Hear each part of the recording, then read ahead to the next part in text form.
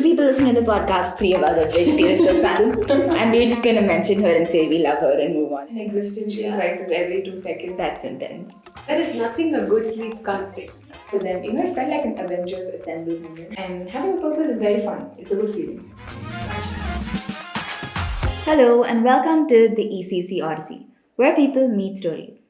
On this podcast, we converse about the amazing people of ECC, their journey and interests. Get the inside scoop on the happenings of campus, the behind the scenes of the clubs, and what's in store. For all this and much, much more, stay tuned, strap in, and enjoy the ride. Today we are recording with someone who's accomplished so much in such less time and who's also very humble and rooted at the same time. Being ace in hackathons or being an amazing club head, she's someone who inspires her own peers to always do their best. Introducing to all of you the multi-talented Harini Anand. Woo.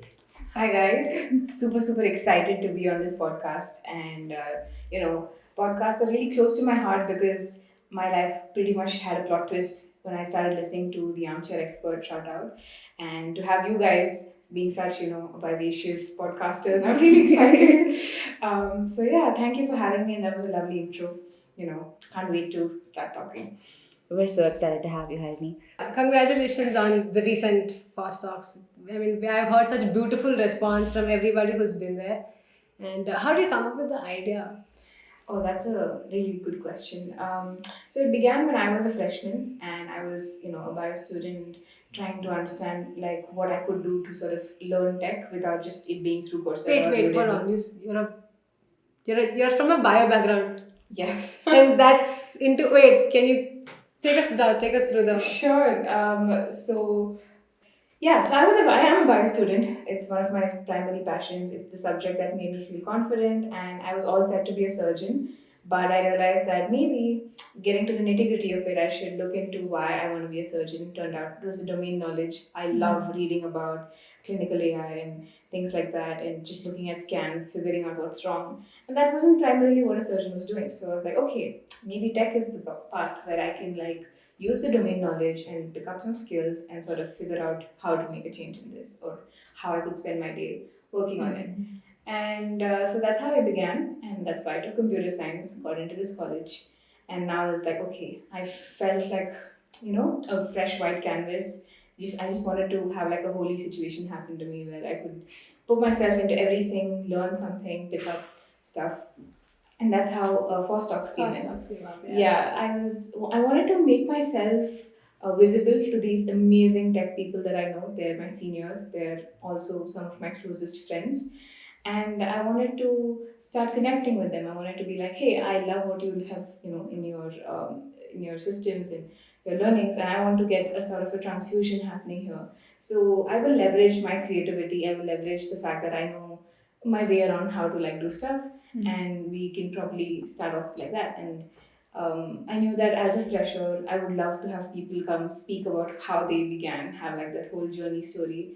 And it would have been nice if they came to our college, spoke to us about how we can do the same thing, using software that's free, that's publicly available. And again, coming to the club, it was one of the pillars of the club. We stand on open source because it's all about the community where you have developers helping each other learn stuff, right? So it all came together, and I had a Word doc at that point. I still remember 2022 March is when I put that down. I sent it to them, and a little bit about me is I'm very socially anxious. I genuinely would proofread every message I send 10 times before I send it. Oh, that's also us. That's also us. I mean, social anxiety is more of a common problem than we notice, I think. Yeah, totally. And so that was again one of those things where I just hit that send button, and it took us about 2 years to get to it, and it was because of a lot of college administration that we had to look into, make sure it was foolproof. We are inviting speakers, it's not a small thing. Yeah. And it was pretty fun. The full circle part was where I as a junior pitched it in, and my juniors made that happen. A very wholesome moment, and sort of felt good. You feel very proud of what we have accomplished as a club and what the juniors are now doing for the club. Yes, and the fact that the tradition of knowledge sharing is continuing, that's lovely too. Yeah, I think all good things are worth the wait, so I'm very glad you guys could do it so well. Yeah, thank you. I think it's very reflective that you love bio, because a lot of your LinkedIn profile is connected to biology in some way, right? So I was looking, obviously, stalking your LinkedIn profile, and I came across Dementia Care, which is a startup that you have co-founded. What is this experience of being a co-founder of a startup? It's something that I don't think I can explain in words, because even till date I don't think I've fully grasped the fact that I'm a co-founder and I'm a director of something that's creating impact. Again, I like to talk a lot about my school life, because there's been a very before and after for me personally, and to those listening, I feel like if they can relate, that maybe they're in their stage where they're in where they want to be, but there's always something new you can do, and you have like a plot twist era, you have a new character situation happening, and that's really fun. So, Dementia Care was a part of the first hackathon that I went to, with three more juniors. I mean, three more freshman years. We were all first years, and we were like, we want to go to a hack, and maybe we're going to get nice food, but it's the first time we're going to stay up all night, and that was a whole new concept of like being a school student, staying up all night, pulling an all-nighter, working on stuff, pitching it, meeting new people. So that was what drew us to going there. We got selected, and the idea. So again, we got on a G Meet, and we were like, what problem could we possibly solve? And I remember that my grandfather had this issue where he'd forget his keys. It happened like 20-30 minutes before, and my grandma was screaming at him. I was like, hey, that's a good thing. And then we sort of fed off our energies in that call, and we came up with a problem statement of like, maybe we could build something for dementia patients or people who have memory issues, senior citizens, right? Because no one's really looking at them with all the tech that's happening. And it was very exciting, new, and for us, we wanted to like, put our hands in and look into that. And it slowly grew into this startup that's now known as Dementia Care. What has it taught you? Because I think startups teach a lot. Oh, yeah. I think primarily it taught me how to put myself into someone else's shoes. The customer centric building was something that I really loved, because now I see myself using that skill in so many places. If I'm having a conversation with a set of people in a project, I put myself into their shoes in order to know what is it that they're trying to, say. Yeah, it's helped me with my communication a lot. It's helped me be more, people centric, because again, social anxiety, you just don't want to see anybody, you want to be with your books or whatever. And it helped me like sort of grow as a person as well. And yeah, it helped. It's fun to see that something that was just a Saturday, you were building something out, and now it's helping people live better lives. That just makes you feel like you have some sort of purpose, and having a purpose is very fun. It's a good feeling. I think it's a driving force that you want to wake up and you want to do something. It gives you happiness. Yes. It changes a lot in your life, I think. Exactly, and there's as a student especially, I feel like we are so driven by competition, and you tend to feel, pardon my English, like shitty about yourself, right? You tend to feel really weird. You question of what you have done, what is your worth. Yes, an existential crisis every 2 seconds that comes up. But when you find something that's esteemable, like acts of esteem, that or like purpose-driven stuff, it's fun. It makes you feel less shitty about yourself. How do you deal with comparison? Because I think that's a big thing in a place like PES where so many amazing people exist. Exactly. Right? When it's like a melting pot of Just potential. The most And brilliant like talents. everybody you speak to is doing something new, something different, something creative. Yeah. And how do you deal with that in general? I think it took me some time, because I used to spiral a lot in that. I used to be like, oh no, I am like not going to fit in here. How do I get out of this? Where's the undo button? Like, I don't want to do this anymore. Yeah, I think it was just a few days ago that Shreya and I had a very similar discussion about spiraling in. Yes. So I think it's a common problem. Oh my god, you guys are so relatable. That's really nice to hear. So for me, again, every time you open LinkedIn, of course, I'm sure we all have our own FOMO, and we're like, Major panic attack. I have replaced Instagram with, so I deleted Instagram. I replaced it with LinkedIn. So it didn't solve much, to be honest. both of them get FOMO in different ways, right? Yeah. But for me, I think one more thing is, again, mentors for me. I really value them in my journey, because without them, I would not have been able to do the things I have, or just be in a mentally like sane state.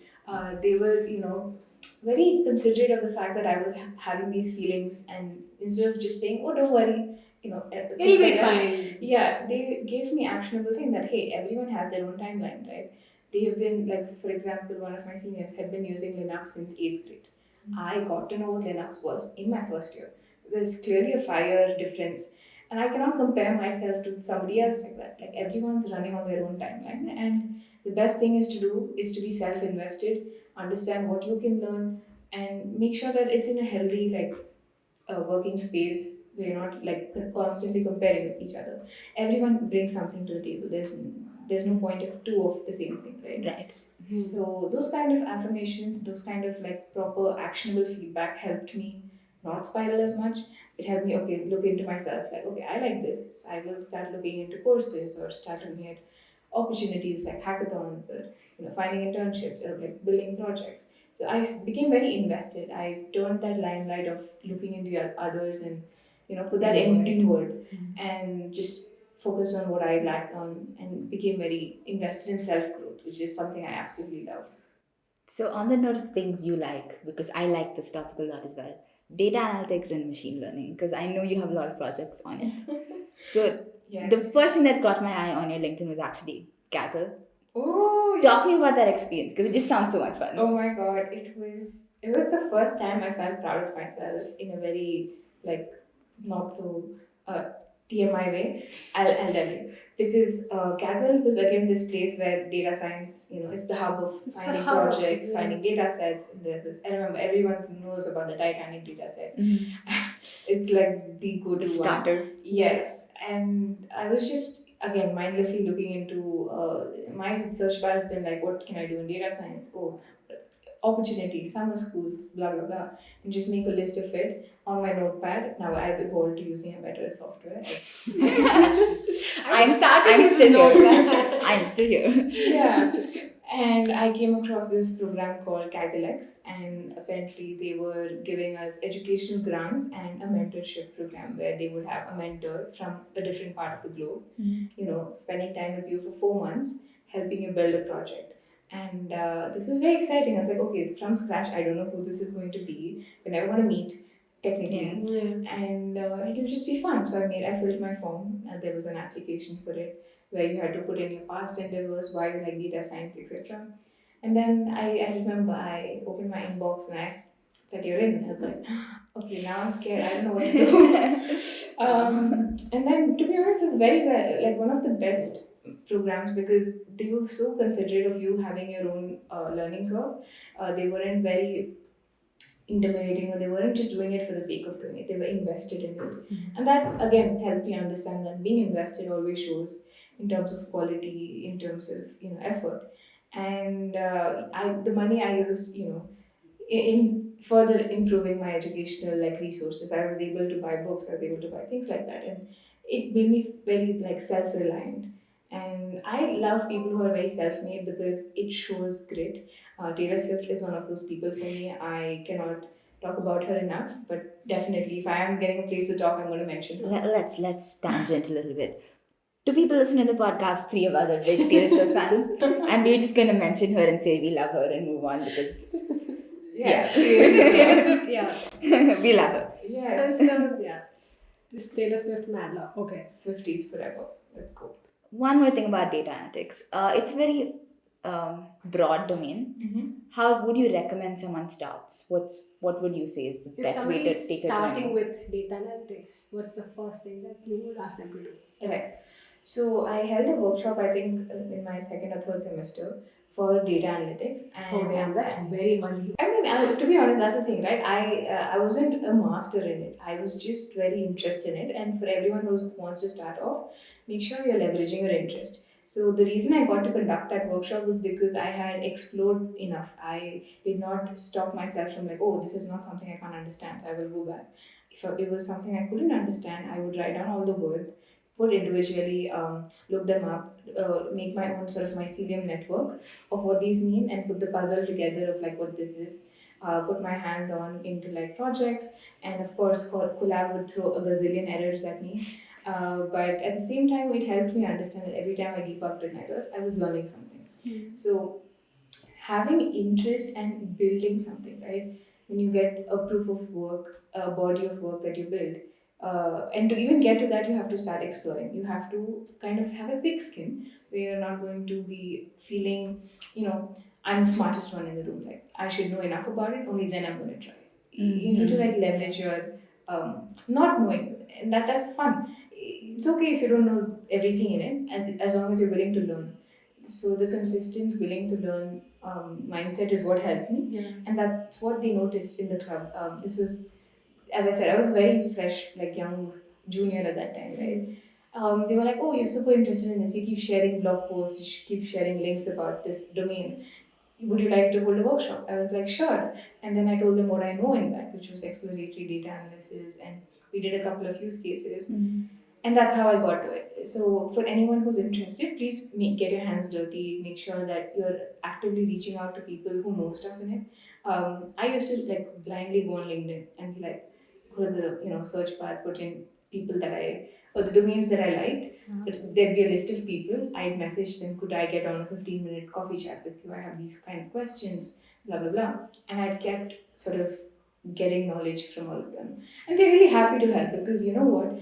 I've seen that as a person who seeks so much mentorship, now I'm able to offer that. So it's a constant cycle of giving, and most likely they're going to be interested in helping out because someone's helped them out when they were learning. So you just confidence, being a little shameless in reaching out, not self-rejecting, and exploring things.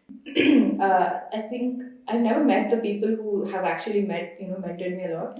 They're all in like California or different places, but they've had such an impact on me because they've had someone do that.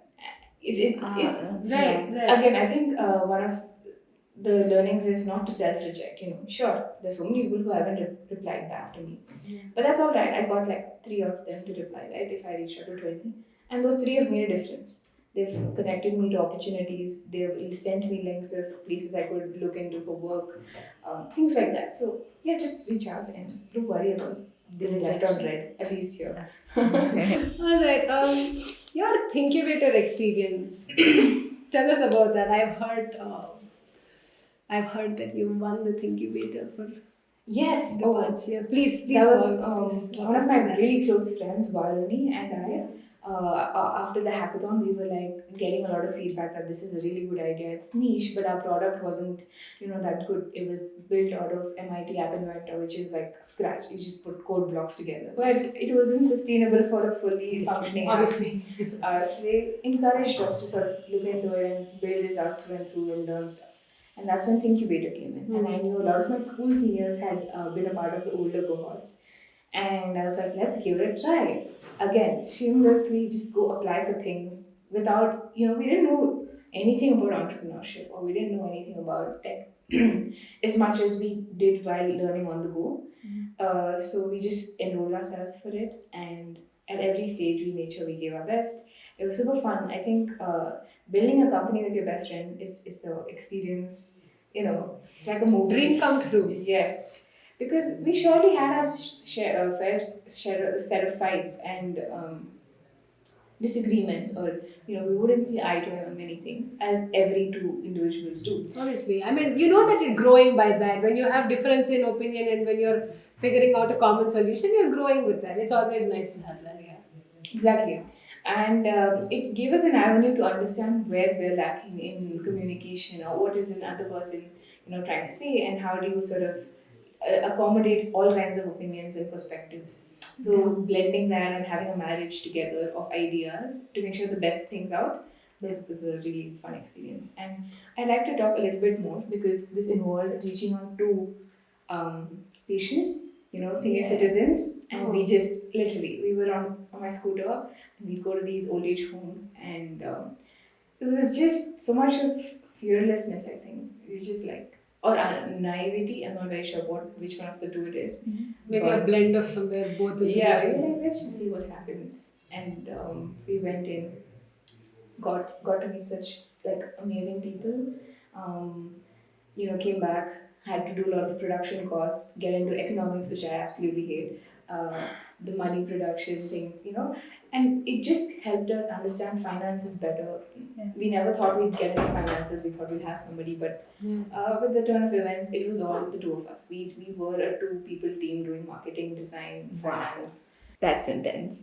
Yeah, so that was very interesting. And this is all your journey with Dementia Care. Right, and then it finally fruition to Dementia Care. So Okay, it's like my first baby, our first baby of sorts. Yeah. We know you've been doing a lot of mentoring. You have a personal experience being mentored, but we also see you now sharing that with other people. And the biggest places I see you do that is HSP and GDSC. Do you want to talk us through how clubs have changed your college experience in general? For sure. Oh my god. Okay. So I walked into college and I knew that I did not know anybody in class and I was just so like lost. But I did know that I'm going to find people who are, mad about something they love. So very funnily, I came across a set of people who were just nerding out, okay? And they were in the middle of a corridor just talking about tech and like Linux and systems and everything. And I was like, okay, that's interesting. I don't know anything about it. I'm going to go walk myself there and get myself involved in what they're doing. But only because I wanted to learn. And turns out they were Hackerspace. Initially, we were known as Hackerspace. And these seniors were really pivotal, in all the learning experiences I've had. They've pushed me to learn what I love, not just on the surface level, but get deeper. They've given me good developer practices. So it basically was a home for me to find um, like perspectives, find skill sets that you mirror. When you really like something, you sort of mirror it. When I saw them being so into what they're doing, you kind of like, hey, wait, I want to do that too. And then you do that. The excitement is contagious. Yes, and we were bouncing off so many things. And I feel like I learned a lot. I built a lot of friendships there. And that transfusion, that osmosis of knowledge was pretty much, that's where like things change. That's the driving force of HSP for you also. Yeah, 100%. It's funny because the seniors who passed out, they never want to meet the juniors like the first years, but only because of the community that we have, they're able to have that connection. It's really lovely to watch, right? Yeah. So it's aspirational for juniors because they're seeing people who've gone through the same grind set of PES and ISAs and ESAs and everything, and like talk about bun samosas and also talk about like what they're working on, the cool stuff. So it gives them an aspirational place to look upon, and that motivates you in a different way. Where you're like, okay, there's people who've gone through what I'm going through and they've made it. Yeah. I'm going to do it too. Also, HSP is a very, very happening community, and kudos to all of you who are leading HSP and making it shine the way it is. I mean, I think you're not credited enough, but it's the team is always the backbone for anything to happen, and it's been so active because of the very strong team that they have, and they're all very passionate about everything, every single workshop they conduct. For the audience, though, do you want to give them HSP's motto, perspective? What is HSP? What's your vision of HSP? Sure. Also, thank you for that. It really means a lot when we get credit for the active stuff that we're doing. Means a lot. And HSP's vision is all about building and knowledge sharing, right? You build tech, you build experiences. It's a developer community, and we put skills first over anything. And we also strongly believe in knowledge sharing. What you learn isn't just gate kept. We make sure that everyone gets an opportunity, and it's a safe place for you to nerd out. You can love anything you want, and you have a space, you have a forum to showcase it through a lot of the things. So that's also, is it also true that Gavran Whistle is the unofficial point of all HSP meetups? Well, that's supposed to be a secret. Oh, so okay. I think what I love about HSP is that it finds a way to find formality and informality. Like, there's a very beautiful amalgamation of doing things but also having fun. I think the fact that they're having formal meetups in Gavran Whistle with like misal pav and vada pav, you know where the club is. I'd be there just for that. Beautiful, very pocket friendly for college students, and very good food. Oh my god, the misal pav slaps there. Please highly recommend Gavran Whistle. Yeah. After this, let's go. Yes, 100%. So we were talking about HSP so far. Let's talk about your passion for women in engineering, because a lot of your projects are centered on that also. Yes, so I've spent a lot of time volunteering for organizations that are globally empowering women in tech, because STEM and women, it's a concept that goes, it's very easy for us in college or maybe in a very small strata where everyone's given equal opportunities, everyone's given enough encouragement to pursue what they want. So for us, it's very hard to understand how much of a difference it makes for some people where they're not given that space. Like if we go outside college, if we go to a tier 2 city, or sometimes even in our own houses, in our relatives, I personally have seen that there is a stark difference in the way Yeah. a person is treated based on their gender with I think respect to their especially in career. the APAC regions, that is the Asia Pacific regions, it's more prevalent than maybe something in the West or something like that. Yes, I've had multiple conversations about this with people that the STEM in Asia Pacific needs more push than STEM in the West, correct. because there is a lot of potential there, but because of whatever kind of restrictions, they're being pulled down. So I mean, I see that you're Yeah. kind of in the same And there was place. also this documentary on Netflix. I think it was called Daughters of Destiny. One of the best ones I've seen. Very cool because it was about 4 5 girls coming from really humble backgrounds, and they were given opportunities to pursue education and how they turned their life around. Like from living in one bedroom house to like being a lawyer. Like that's cool, right? Yeah. So for me, it was personally reinforcing this concept that my mom had told me about how knowledge is power. Yeah. If you want to make a change, you need to be invested in knowledge, right? You make yourself powerful with that.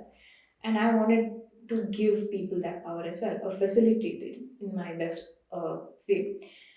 And so those were the communities that did that, and I loved seeing absolute badass women come talk about the work, and it really inspired people. Like, okay, if I keep pursuing this, I can be that person who's authoritative, who can create a change, can help fix things that's going wrong. And even with HSP, I think when I was in the club, outside the club, and maybe sometimes even in like just generally in college, you would see things which weren't very nice, where someone's opinion wasn't considered just because they were a girl. And it's not something someone's actively doing, right? It's so societally Yeah, it's conditioned. ingrained in you almost. It's hard Get to out of. pinpoint it out. And it's also scary because it's so new. No one's taught you how to learn about things like this. Or no one's even taught you how to fight something against that. Yes, exactly. Because you're not, there's no villain here. The villain is like a societal thing. It's a Yeah. mindset shift, mindset change. But when I got into being the CTL, right, when I was in that position, I made sure that as much as I could, I gave people the platform to showcase what they wanted to do, have their opinions heard, not just succumb them to making PPTs or things like that, which is inherent bias. So it was fun doing that. I felt good. I could see that they're going to do that to their juniors. So that's Yeah. another promise that's going on. Yeah. So yeah. I love seeing women in power. It's just so Yeah, lovely. and we're also pitted against each other so many times. There's only space for one of us to be like the thing, or it's always categorized as diversity hire. But when you sort of uplift each other and show that your skills matter and your work ethics matter, Yeah. and you're also making space for each other, it's beautiful. It's a win-win for everybody. I like that a lot. Make space for each other. Yeah. That's very nice. And I love that you've recognized your privilege with education and you're very actively trying to spread that education. I think that's brilliant as well. So Thank you so much, Harini. All right. Okay, so we don't have much time, but also we don't have much time on college. We have like around 20 days left on college. I counted 23 today. Okay, 23 days to be very precise.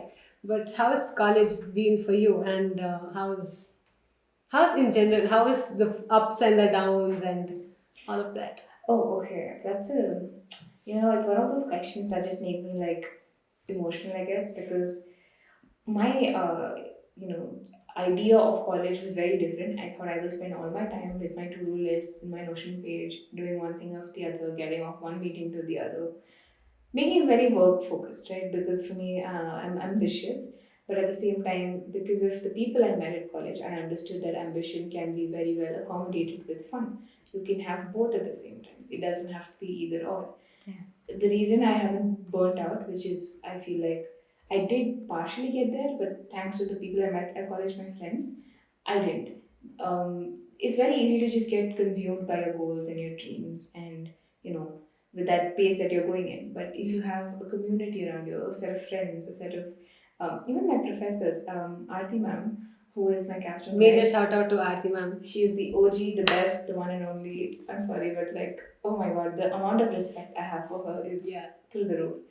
I remember that she used to teach me DA, which is one of the courses in college. Design and of analysis of algorithms. algorithms. Yes. Yes, Alika is on spot on with that. And she used to come and she brought this energy with her, right? There are some professors who just bring an energy of like, I can do stuff, but I can also be cool. That was her.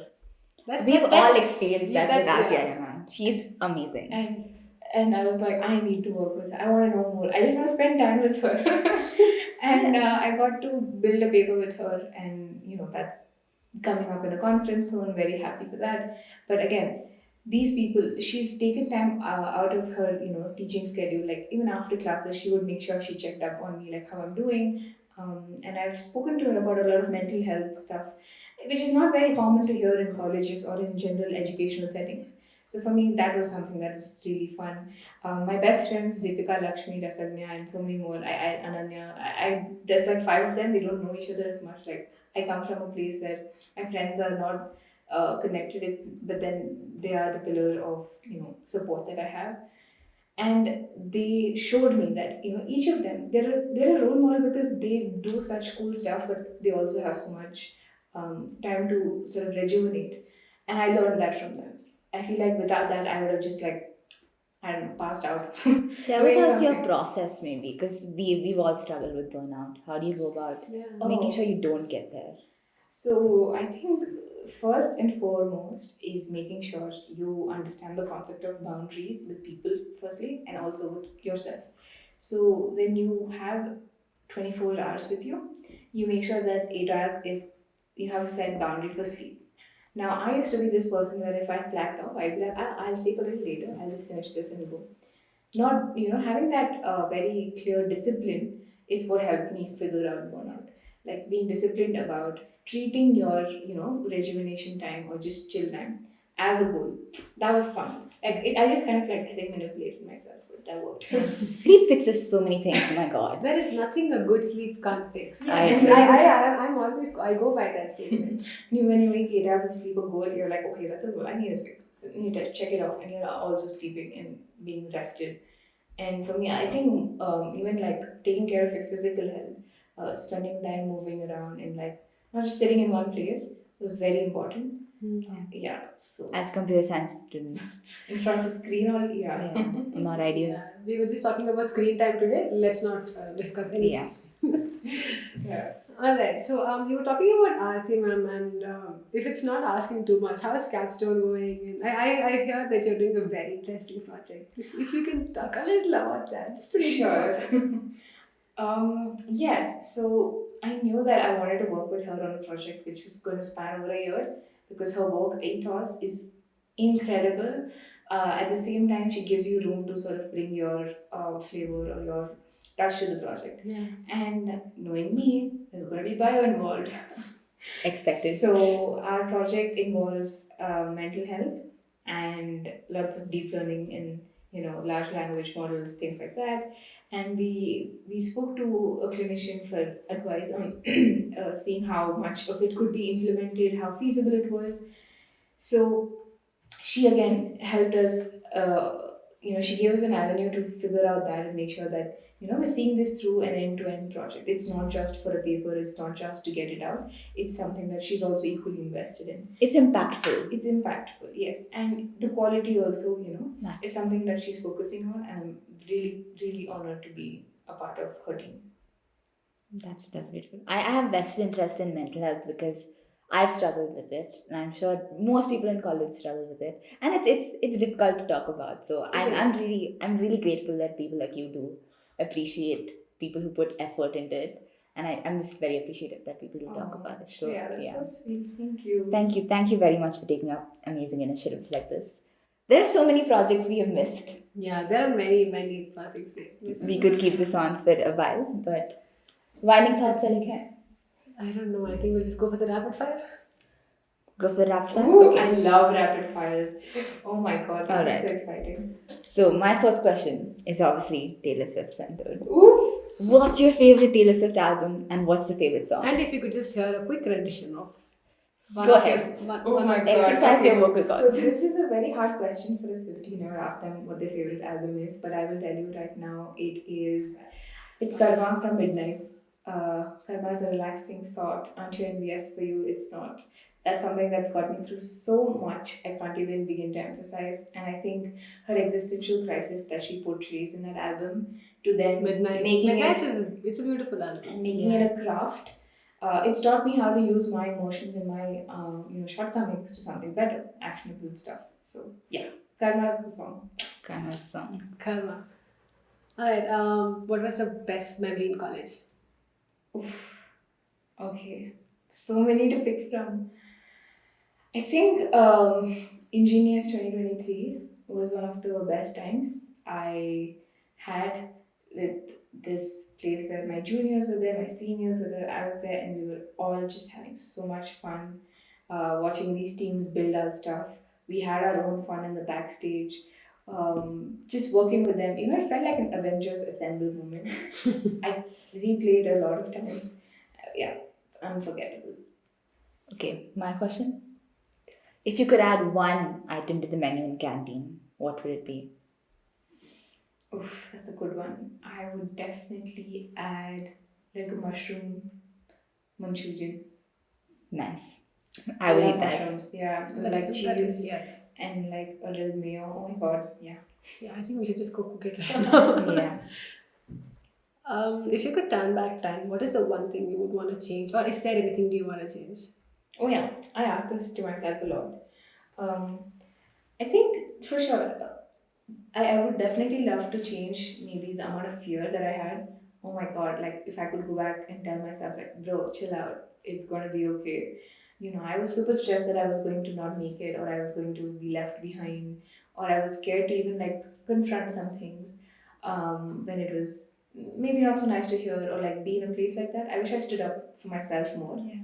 But it's also taught me to respect myself, taught me concepts of self esteem, but now I'm better. So, in a nutshell.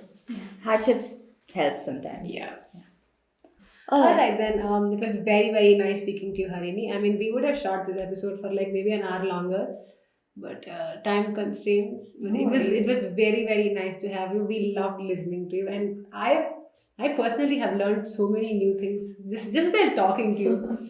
And it's very heartwarming to listen about your journey, and I'm very, very glad you came for us.